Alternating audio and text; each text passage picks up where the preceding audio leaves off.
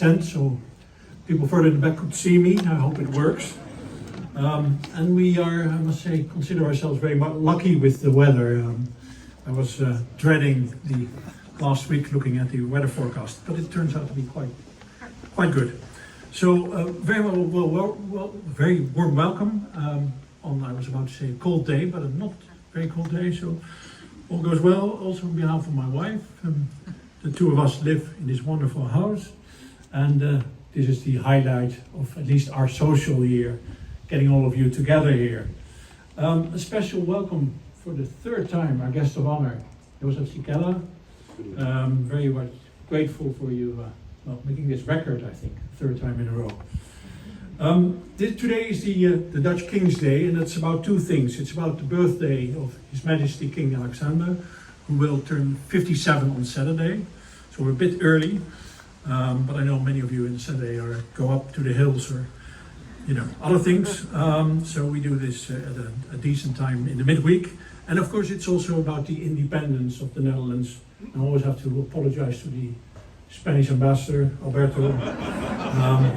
We fought Spain for 80 years, and in 1648 we got rid of them. It's also my third King's Day here, where we, and that's on a more serious note, we have to put some attention for the war in Ukraine, the awful war in Ukraine. We got rid of our empire. We know better now, but there's still a power on the European continent that still thinks in terms of empire. And that's Russia. It's trying to conquer, in the old-fashioned, almost 19th century way, to conquer Ukraine, to draw others in its presumed sphere of influence, and it undermines, obstructs anybody trying to oppose this, including democracies like mine.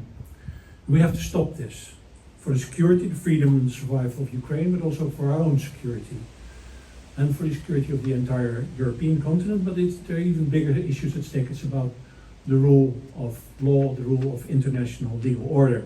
For this to function, it's either this or it's the law of the jungle.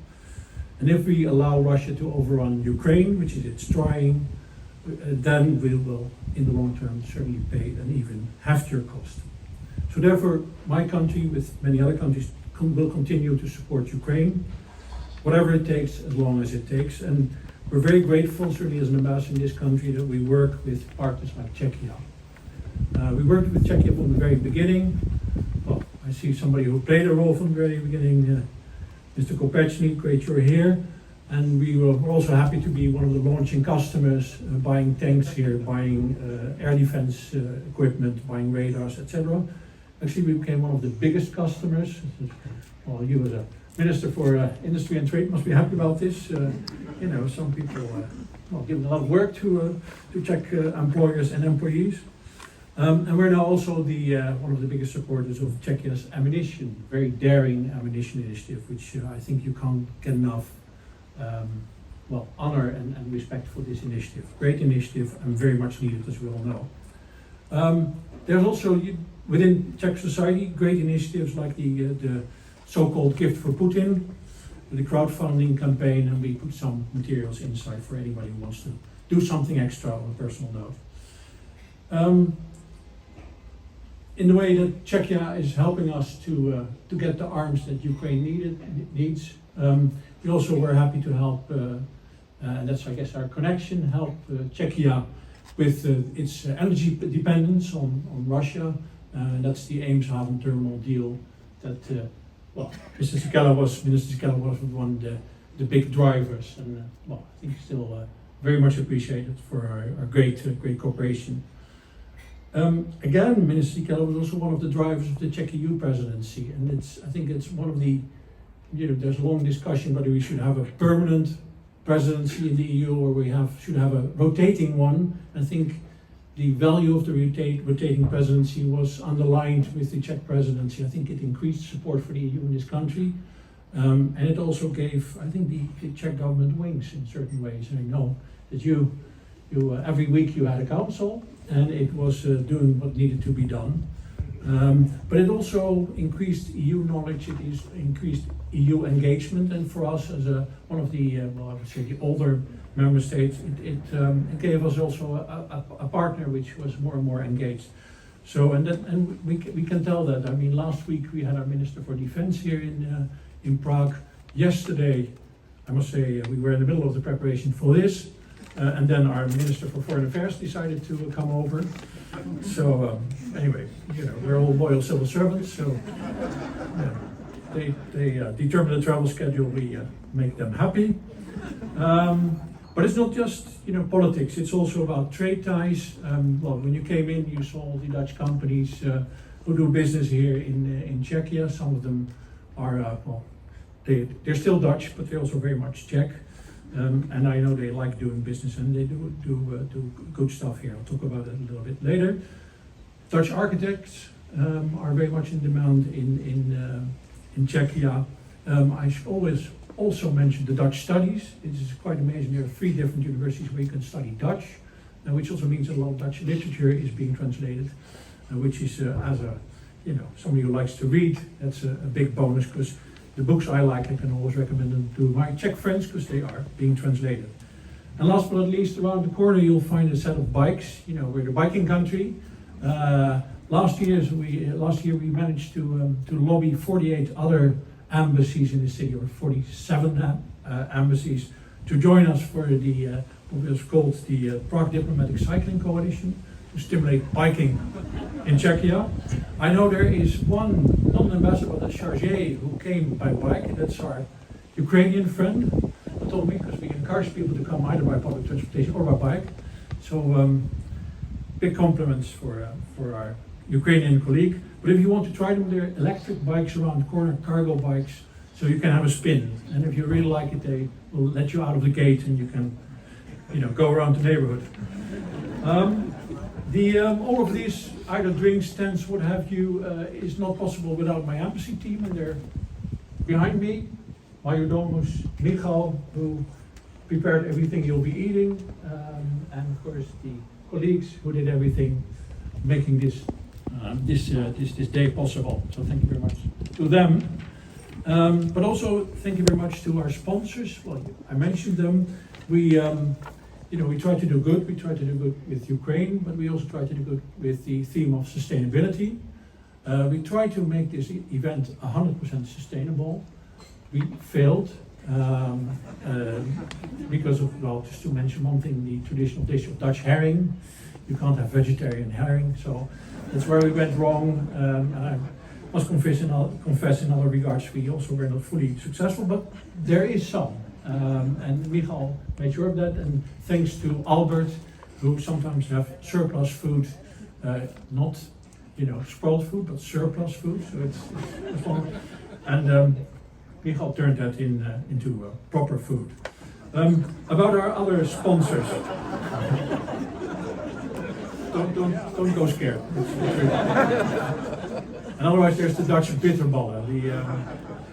Well, I'll tell this little anecdote. This morning, our bitterballen were not delivered, which is after this, the Dutch crowd will be here, and it's a recipe for failure. If there are no bitterballen, then forget it. So our driver went all the way to Linz in Austria to pick up lemonade. That's what keeps me busy during my days.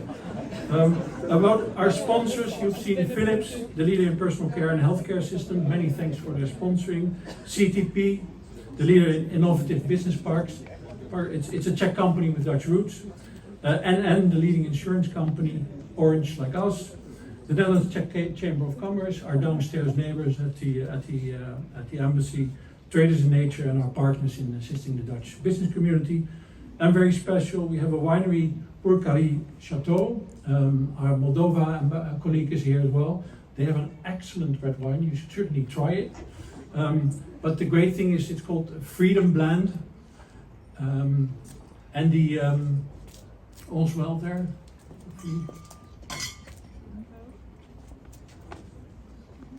Okay. And it's made of a blend of Moldovan, Ukrainian, and Georgian grapes, and it's called Freedom Blend. So I can recommend that one. The orange wine is recommended by my Georgian colleagues. Also, thank you very much for that. Orange, no coincidence. And last but not least, our supporters, GasUnie, Brainport, Industries Eindhoven and the Royal Metal Unie. And that's it from my side. Thank you for being here. Thank you, Mr. Sikela, and looking forward to a nice evening, not too cold evening. Thank you very much.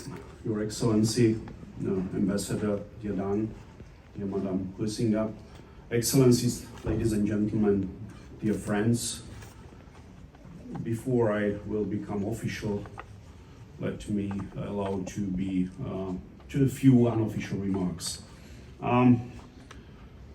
There are two events which are showing me each and every year how fast the time is running. Two events pretty close to each other.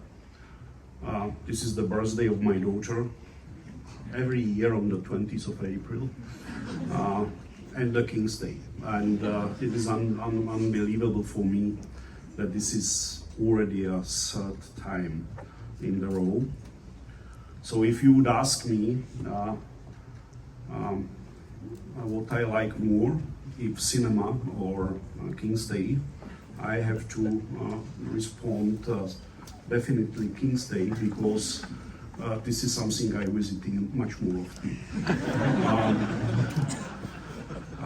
The second remark, which made my day today, His Excellency was asking me if I will be able to join the meeting, and I sent him a selfie. And with a comment, have a look on my tie. And he responded, you made my day. So it was one of the few funny moments today.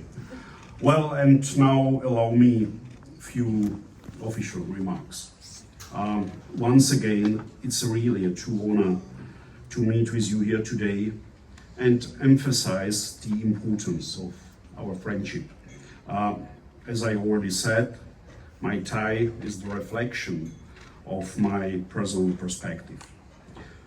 The Netherlands holds a special place as our important and reliable partner, and we value your role as a key ally, not only within NATO and the EU, but also on the bilateral basis.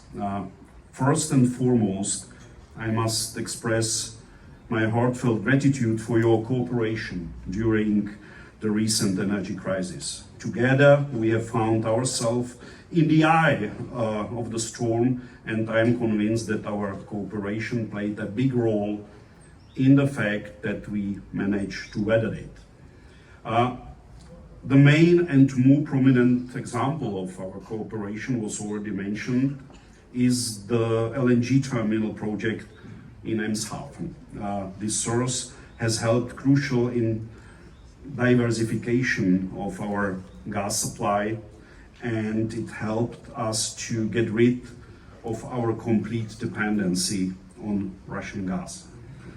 Please accept my sincere thanks for your determination to push with this project through, your willingness to cooperate with us, which I see as a true testament of our steadfast friendship and support during these challenging times.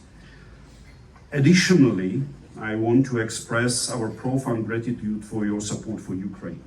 Your solidarity demonstrates a strong commitment to our shared values of freedom and justice. Together, we must show that we will never yield to evil and aggression. In conclusion, the bond between the Netherlands and the Czech Republic transcends more geographically proximity. It is built on genuine friendship and mutual respect.